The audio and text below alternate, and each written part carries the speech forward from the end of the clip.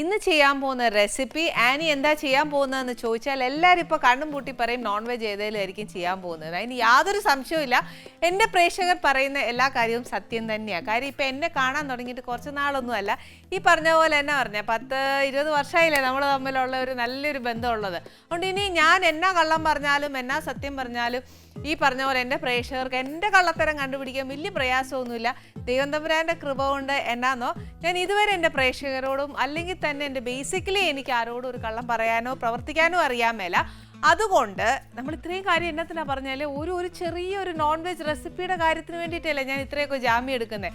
പക്ഷേ ജാമ്യം എടുത്തേ ഒക്കത്തുള്ളൂ. കാര്യം എന്നാന്നോ ഇത് ഒത്തിരി പേര് കാണുന്നുണ്ട്, ഈവൻ ബ്രാഹ്മിൻസ് എല്ലാവരും കാണുന്നുണ്ട്. അപ്പം പിന്നെ എനിക്ക് എന്നാന്നറിയോ അവരെല്ലാം എപ്പോഴും ഒന്ന് പരാതി പറയുവേ, ഈ ചേച്ചി എന്നാത്തിന് ഏത് നേരവും നോൺ വെജ് വയ്ക്കുന്നത്, വെജ് എന്നേലും വെക്കാൻ മേലേന്നൊക്കെ ചോദിച്ചാൽ എന്നെ ഇങ്ങനെ അങ്ങ് പരാതിയാണ്. പക്ഷേ ഈ പരാതി ഞാൻ കേൾക്കുന്നത് സ്നേഹത്തോടെ തന്നെയാണ്. കാര്യം വേറെ ഒന്നും കൊണ്ടല്ല. എന്നാന്നോ വരുന്ന ഗസ്റ്റ് അങ്ങനെയാണ്, അവർ നമ്മളോട് ആവശ്യപ്പെടുന്ന എന്നോടുള്ള സ്വാതന്ത്ര്യവും സ്നേഹവും ഇഷ്ടവും കൊണ്ടായിരിക്കാം ചേച്ചി ഇന്നത് മതിയേ എന്ന് വിളിച്ചു പറയും.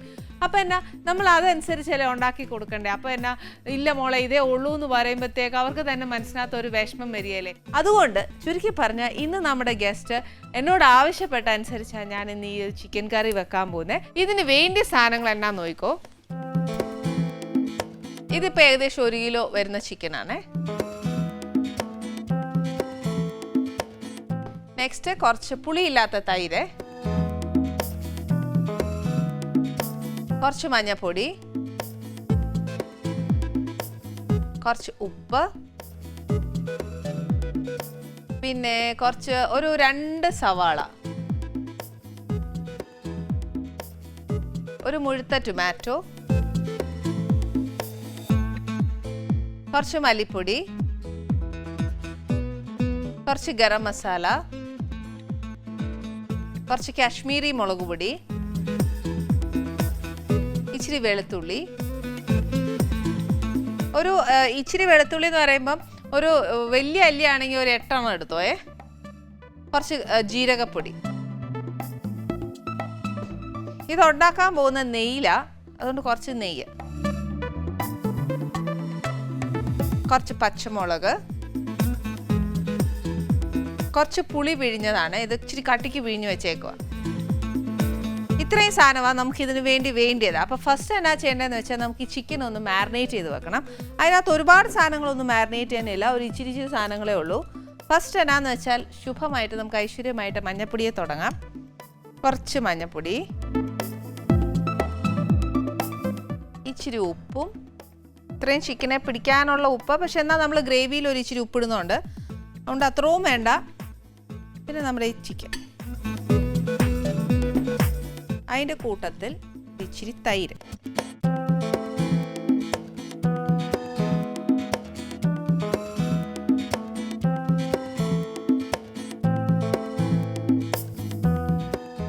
മഞ്ഞപ്പൊടിയും തൈരും ഉപ്പും കൂടെ നല്ല അസലായിട്ട് നമ്മുടെ ചിക്കനേൽ അങ്ങോട്ട് പുരട്ടി വെക്കുക. ഈ സത്യം പറഞ്ഞാൽ മഞ്ഞപ്പൊടിയൊക്കെ ഒത്തിരി ആയിക്കഴിഞ്ഞാൽ ഒരു മഞ്ഞ ചുവയ്ക്കും. അത്രയും വേണ്ട, കുറച്ച് പുരട്ടിയാൽ മതി. ഈ മഞ്ഞപ്പൊടി പുരട്ടിയത് അവിടെ ഇരിക്കട്ടെ. ഇനി നെക്സ്റ്റ് എന്നാ ചെയ്യേണ്ടതെന്ന് വെച്ചാൽ നമുക്ക് അടുപ്പ് കത്തിച്ചേച്ച് പാൻ വെച്ചേച്ച് ഇതിനകത്ത് നമ്മൾ ചെയ്യാൻ പോകുന്നത് ശരിക്കും എണ്ണ ഒഴിച്ചിട്ടല്ല, നെയ്യ് ഒഴിച്ചേച്ചാണ് ചെയ്യാൻ പോകുന്നത്. അതുകൊണ്ട് ഫസ്റ്റ് ഇതിനകത്തോട്ട് ഇച്ചിരി നെയ്യ്,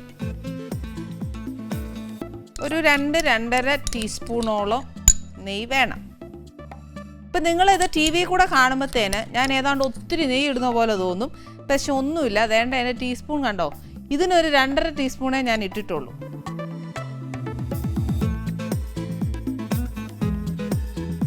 ഇത് ഒരു നല്ലോണം ചൂടാവുന്ന സമയം നമുക്കൊരു കാര്യം ചെയ്യണം. നമ്മുടെ ഈ വെളുത്തുള്ളി ഒന്നെങ്കിൽ ചതച്ച് വെക്കുക, അല്ലെങ്കിൽ അരിഞ്ഞെടുക്കാം. ഈ പറഞ്ഞ പോലെ അല്ലെങ്കിൽ എന്നാ പറയുക, നല്ലോണം അരച്ചെടുക്കാം. പേസ്റ്റ് ആയാലും മതി, വെളുത്തുള്ളി മാത്രം മതി. ഈ പറഞ്ഞ പോലെ നമുക്ക് ഇഞ്ചി ഇതിനധികം വേണ്ട. ഇനി ഈ ഉള്ളി നെയ്യ് ചൂടായി കഴിയുമ്പോഴത്തേക്ക് നമുക്ക് ഈ ഉള്ളി ഇതിനകത്തോട്ട് അങ്ങ് ഇടാം.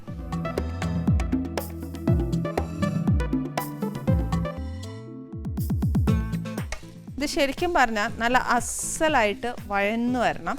വഴന്ന് ഇൻ ദ സെൻസ് മീൻസ് നല്ലോണം ഉപ്പൊക്കെ ഇച്ചിരി നേരത്തെ ഇട്ട് കഴിഞ്ഞാൽ ഈ പറഞ്ഞ പോലെ അതൊന്ന് ഇച്ചിരി പെട്ടെന്ന് മൂക്കാൻ എളുപ്പമാണ്. ഇച്ചിരി ഉപ്പൂടെ ഞാൻ ഇച്ചിരി ഇട്ട് കൊടുക്കുക. അന്നേരം ഉള്ളിയൊക്കെ പെട്ടെന്നൊന്ന് മൂത്ത് കിട്ടും.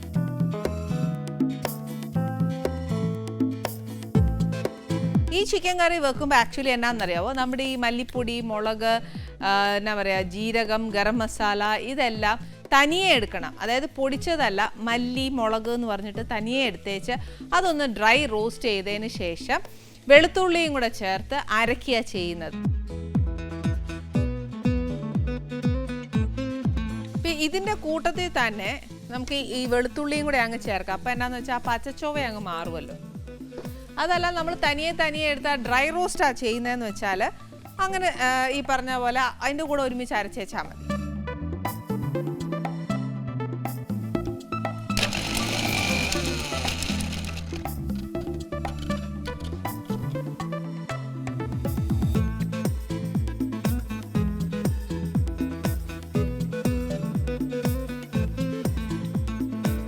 അത് നല്ലോണം ചതച്ച് അതിനകത്തോട്ട് അങ്ങ് ചേർത്ത്, ഞാനിപ്പം ഈ പറഞ്ഞ പോലെ ഒരുപാട് അങ്ങ് എന്നാ പറയുക അരച്ചല്ല ചേർത്തേക്കുന്നത്, ഒന്ന് ചതച്ചെടുത്തിട്ടേ ഉള്ളൂ.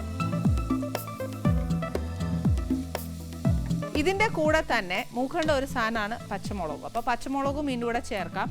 പച്ചമുളക് ഈ പറഞ്ഞ പോലെ ഞാനിപ്പോൾ ഒരു 3-4 അരിഞ്ഞു വെച്ചിട്ടുണ്ട്. നമുക്ക് എരിവ് എങ്ങനെയാണ് വേണ്ടിയെന്ന് വെച്ചാൽ അത് കണക്കാക്കി ചേർത്തോണം.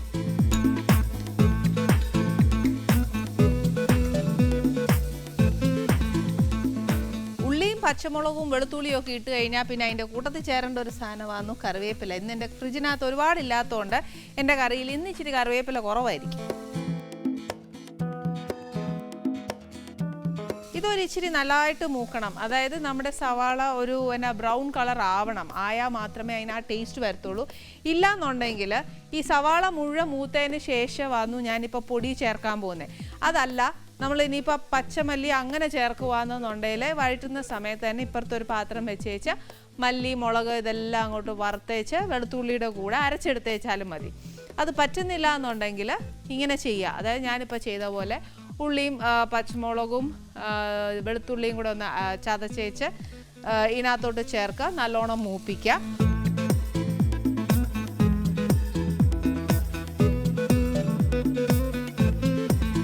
ഇനി ഇതിനകത്തോട്ട് നമ്മൾ ചേർക്കാൻ പോകുന്നത് പൊടികളാണ്.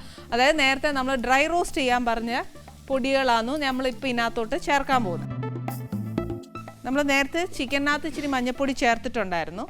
ഇനി വേണ്ടിയത് ഒരു 2 ടേബിൾ സ്പൂൺ മുളക് പൊടി. കാശ്മീരി മുളക് പൊടിയായിരുന്നേ, അതുകൊണ്ട് അത്ര എരിവ് കാണുകയില്ല, പക്ഷേ നല്ല നിറം കിട്ടും. പിന്നെ വേണ്ടിയത് അതേപോലെ തന്നെ 2 ടേബിൾ സ്പൂൺ മല്ലിപ്പൊടി, ഒരു ഇച്ചിരി ഗരം മസാല, അതിൻ്റെ കൂടെ ഒരു ഇച്ചിരി ജീരകപ്പൊടി. ജീരകപ്പൊടി ഏകദേശം 1 ടീസ്പൂണോളം ഇടാം. ഇഷ്ടമാണെങ്കിൽ, അതിൻ്റെ ടേസ്റ്റ് ഇഷ്ടമാണെങ്കിൽ ഇടാം. കണ്ടോ, ഇത് ഇച്ചിരി ഒന്ന് മൂത്ത് കഴിഞ്ഞ് കഴിഞ്ഞാൽ നമ്മൾ ഈ അരിഞ്ഞ് വെച്ചേക്കുന്ന ടൊമാറ്റോ ഇതിനകത്തോട്ട്. ഇനിയാണോ അടുത്ത പണി എന്നാന്നോ, ഈ ടൊമാറ്റോ കംപ്ലീറ്റ് ആയിട്ട് ഈ അരപ്പുമായിട്ട് ചേർന്ന് ഒരു എന്താ പറയുക, ഒരു നല്ലൊരു കുഴഞ്ഞൊരു ഗ്രേവി വരികയല്ലേ എന്ന് പറഞ്ഞ പോലെ ഇതൊന്നാവണം.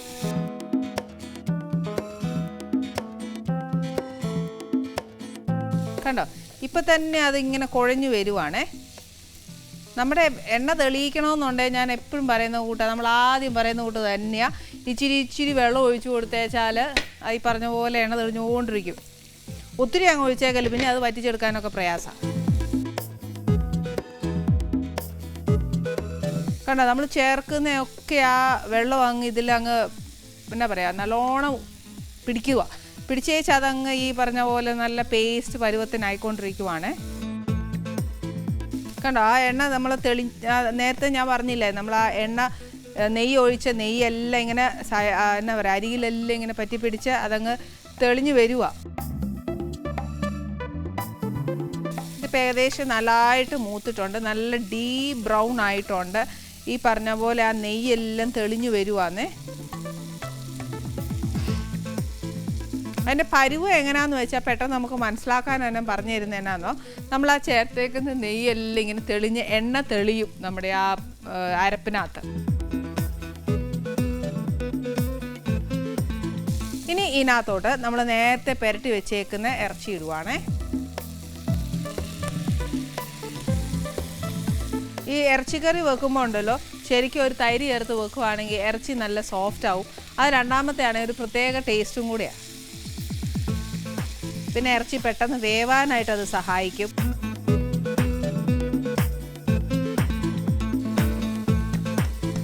ഇതുവരെ ഞാൻ ഉപ്പ് നമ്മുടെ ഉള്ളി വഴറ്റാൻ മാത്രമേ ഇട്ടിട്ടുള്ളൂ. പക്ഷേ ചിക്കനകത്ത് ഇട്ടിട്ടുണ്ട്. എന്നാൽ ഒരു ഇച്ചിരിയും കൂടി വേണം. മണം വന്നപ്പോഴത്തേനും ഒരു ഇച്ചിരി ഉപ്പിൻ്റെ കുറവുണ്ടോ എന്നൊരു സംശയം. നല്ല ഒത്തിരി ഇടുകയില്ല, ഇച്ചിരി. ഇതിനകത്തോട്ട് ഒരു ഇച്ചിരി മല്ലിയിലയും കുറച്ച് കരിയാപ്പിലയും ഇതിൻ്റെ കൂട്ടത്തിൽ തന്നെ ഒരു ഇച്ചിരി പുളി. ഞാൻ പുളി പിഴിഞ്ഞ് വെച്ചേക്കുക. ചുരുക്കം പറഞ്ഞാൽ ഒരുപാട് പുളിയുടെ സാധനങ്ങൾ ഞാൻ ചേർത്തിട്ടുണ്ട്. അതായത് തൈര്, ഈ പറഞ്ഞ പോലെ ടൊമാറ്റോ, വേണ്ട ഇപ്പം ഏതും പോരാത്തതിൽ പുളിയും കൂടെ പിഴിഞ്ഞ് വെച്ചു.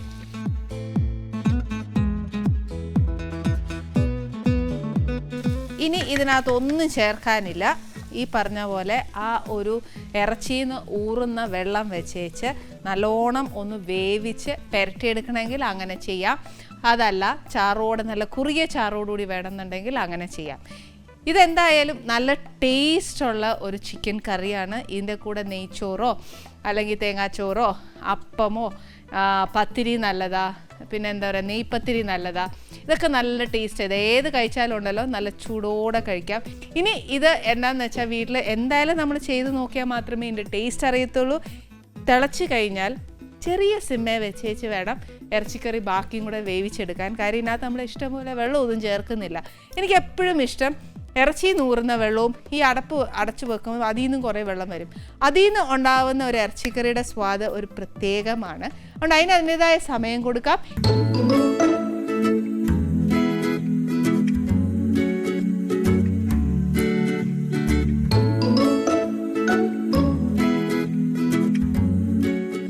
നമ്മുടെ ഗീ റോസ്റ്റിൻ്റെ ചിക്കൻ കറി ഇവിടെ, ഗീ റോസ്റ്റ് എന്ന് പറയാൻ പറ്റില്ല, ഗീ വെച്ചിട്ട് അതായത് നെയ്യ് വെച്ചിട്ടുണ്ടാക്കിയ ചിക്കൻ കറി റെഡിയാണ്. അതിൻ്റെ മണമൊക്കെ ഭയങ്കര എന്താ പറയുക ഇവിടെ ഇരുന്നിട്ട് ഞാൻ ഇങ്ങനെ എക്സ്പ്ലെയിൻ ചെയ്യാനേ ഒക്കത്തുള്ളൂ, അല്ലാതെ ആസ്വദിക്കാനൊക്കെ അല്ല. പക്ഷെ എന്നാലും വാക്കാൽ കൂടി നമുക്ക് ആ മണം എത്തണം എന്നാണ് പറയുന്നത്. പക്ഷേ ഇതിൻ്റെ തേങ്ങാച്ചോറ് ഇന്ന് ബേസിക്കലി അത് ഇച്ചിരി ഒരു വൈറ്റ് കളറാണ്. പക്ഷേ ഇതിനൊരു ടോട്ടലി ഡിഫറെൻറ്റ് ടേസ്റ്റാണ്.